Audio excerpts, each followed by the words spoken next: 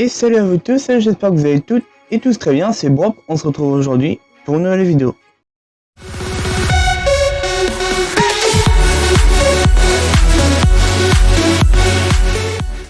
Dans cette vidéo, on va parler d'un jeu que je pense vous connaissez, ça s'appelle Fallout Shelter. Ce jeu est produit par Base Game Studio, c'est le studio qui a aussi produit Fallout 79 qui est sur le même thème, le thème du post-apocalyptique de guerre nucléaire. Donc aujourd'hui on va se pencher sur Fallout Shelter. Donc Fallout Shelter c'est un jeu de gestion et dans le jeu vous allez incarner en fait le superviseur de l'abri.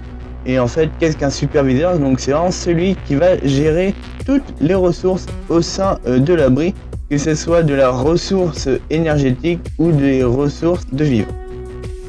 Savez-vous pourquoi le bonhomme de Fallout Shelter fait ce geste? Alors c'est très simple, en fait ce geste ça permet de savoir à quelle distance est la gravité du danger qui vous attend. Alors tout simplement, donc ici vous mettez votre doigt à l'horizon, la Terre arrive pile ici. Le fait ça servir d'indicateur de danger. Si le nuage atomique donc passe au-dessus de votre pouce, vous êtes en danger imminent. Si le champignon atomique arrive entre l'ongle et ici, vous êtes en danger second, donc vous avez un risque que le nuage atomique vous parvienne. Et enfin, si c'est en dessous de l'ongle et jusqu'ici, vous êtes en zone sûre. Nous voici sur l'écran d'accueil du jeu, donc vous avez 4 boutons à votre disposition. Donc ici, c'est pour sélectionner l'abri sur lequel vous allez vouloir jouer. Ici, ni plus ni moins, ce sont les paramètres.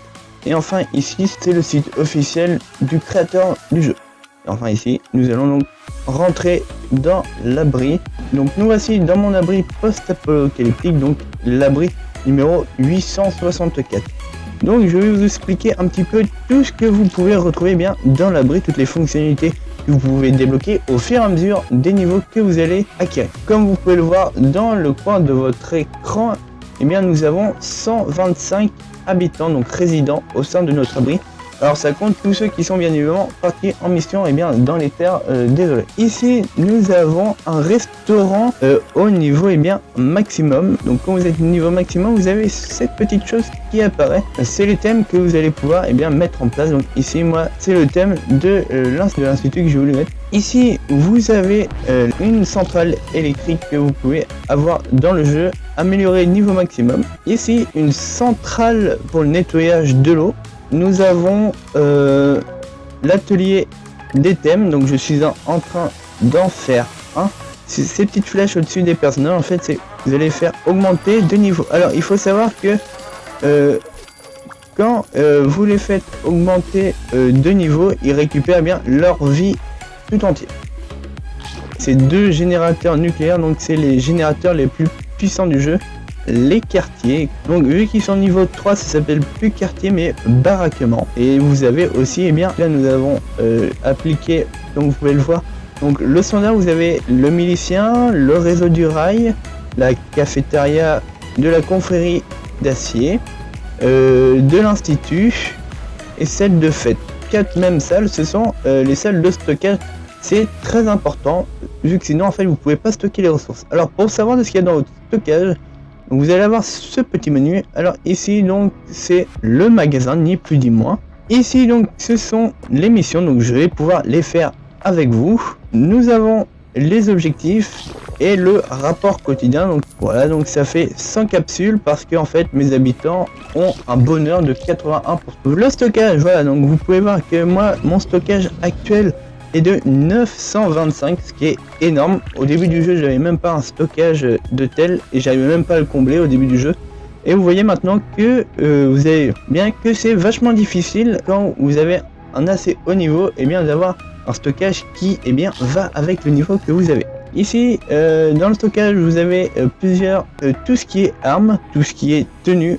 Ici nous avons le bric-à-brac qui permet de fabriquer les tenues, les armes et les thèmes. Et enfin ici vous avez les animaux. Alors même un robot est considéré à leur époque comme des animaux.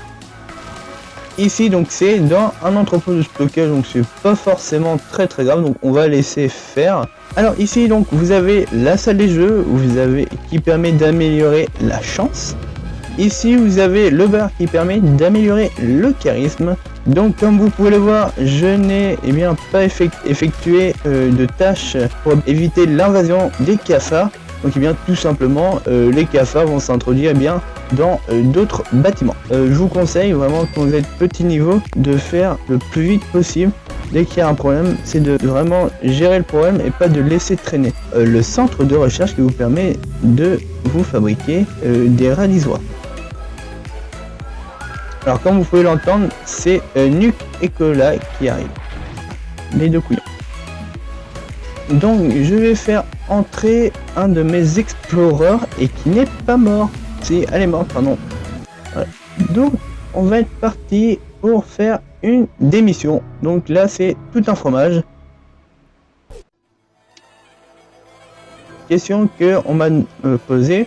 Qu'est-ce que j'utilise comme émulateur? Comme émulateur, j'utilise BlueStack Hack Player. C'est un émulateur qui est totalement gratuit et en fait vous pouvez l'avoir soit sur votre PC ou soit vous pouvez être en ligne, en fait vous émulez le jeu en ligne. Et comme logiciel pour capturer les images, j'utilise OBS Studio qui est un logiciel libre de droit et que je me permets de faire la pub dessus. C'est vraiment super cool. Il y a un Discord, si vous voulez le rejoindre, vous allez sur leur site. Pourquoi c'est super bien OBS? Parce que c'est un logiciel libre de droit et que si vous voulez apporter des modifications au programme, par exemple pour vous, donc vous pouvez le faire librement.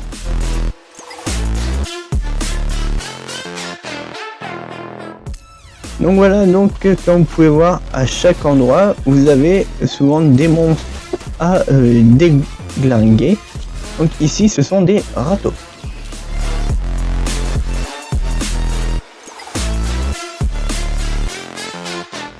Donc comme vous pouvez voir, les fusils sont très importants dans les missions. En fait, plus ils vont faire de dégâts, en fait, plus les missions vont être passées rapidement. Et qui dit mission à passer rapidement, dit mission que vous pouvez enchaîner à la suite. Alors, donc, celui-ci là, ce gros râteau de merde là, cet enculé là, en fait, c'est, on va dire, un petit peu un roi. En fait, à un certain moment, en fait, il va pouvoir invoquer d'autres râteaux pour venir l'aider à vous combattre, ce qui est extrêmement chiant.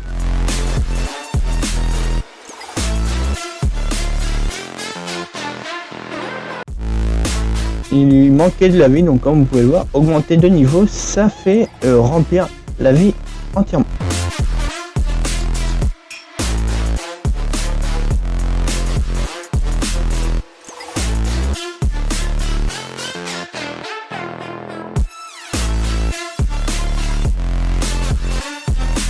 Donc quel est l'objectif de la mission? Donc c'est tuer les luminescences et récupérer la pâte de fromage dans l'usine.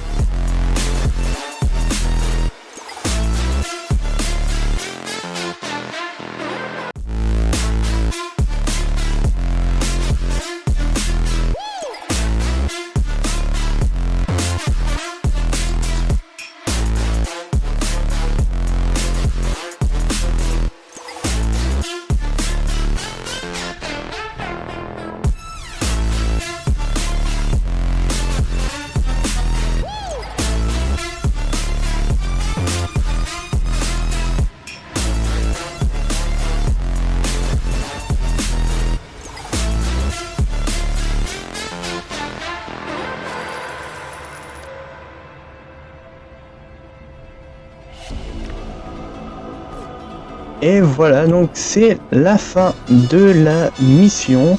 Eh bien, nous allons pouvoir rentrer à l'abri. C'est une fin de vidéo. J'espère que vous aurez convaincu pour installer le jeu Fallout Shelter qui est disponible sur iOS et Android, qui est disponible aussi sur la Switch. Et sur ce, j'espère que la vidéo vous aura plu autant qu'elle m'a plu à tourner. Je vous propose de vous abonner, de laisser un petit pouce bleu et ou un commentaire. Sur ce, c'était Brop. On se dit à la prochaine. À plus.